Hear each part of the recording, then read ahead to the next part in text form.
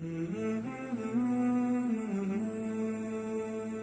say that the Islamic punishments are barbaric. They're not fit for the 21st century. That in your Sharia, you cut the hand of the thief. First thing to say is that crime exists in all sorts of societies. Here, Muslim world, everywhere. So here in the West, actually, when people ask us this question, you need to think to yourself, has crime been solved in the West?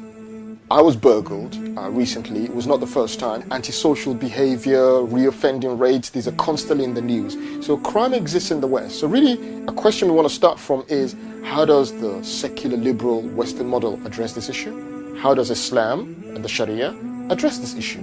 Let's compare. Islam tackles crime on 3 levels. Islamic values produce law-abiding people. Islamic public attitudes prevent crime. Harsh Islamic punishments are a huge deterrent. Firstly, Islamic values produce law-abiding people. From a young age in an Islamic society, in the Khilafah, the Caliphate, at school, on the media, or on TV, from your parents, from the Quran, all across, people get a very simple message, that they should have taqwa. Taqwa is God consciousness. That the Creator, Allah, is watching us every time, every second. That we are accountable for all our actions. When we die, we will be asked about everything. So yes, you may be able to assault that woman. You may be able to steal that thing, steal that car, assault that person. But you will be answerable for it.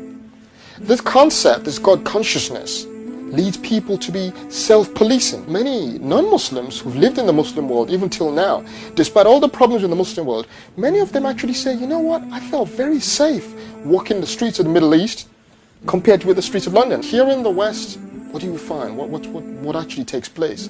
Instead of God consciousness, it's the idea of you're free to do what you want, how you want, when you want. Oh, but by the way, there are some rules.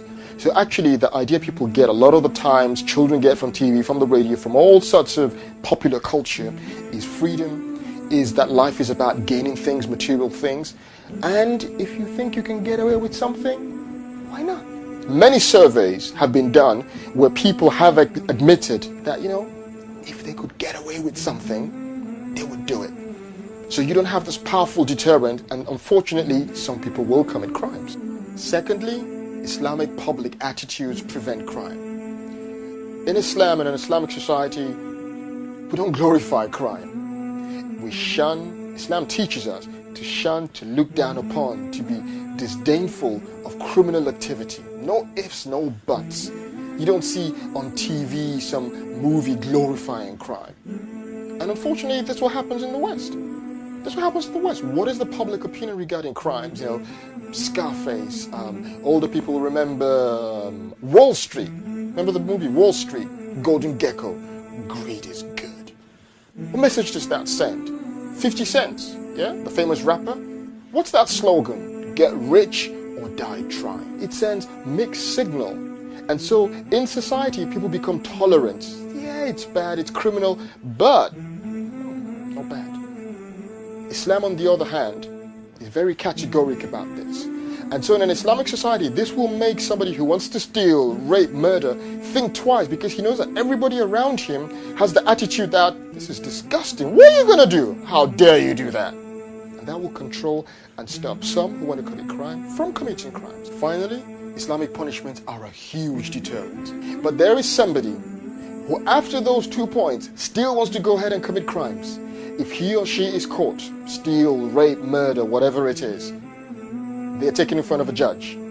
They are judged according to the high burden of proof that Islam lays down. They are found guilty.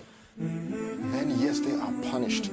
Yes, absolutely, Islamic punishments are harsh. They are taken out publicly and their hand is cut off. And when people walking around see that, they see this public punishment, people think, wow, oof, I'm not going to do that. That sends a message in society. It's a huge deterrent. It stops the one who's not stopped by other measures. It stops him from committing crimes.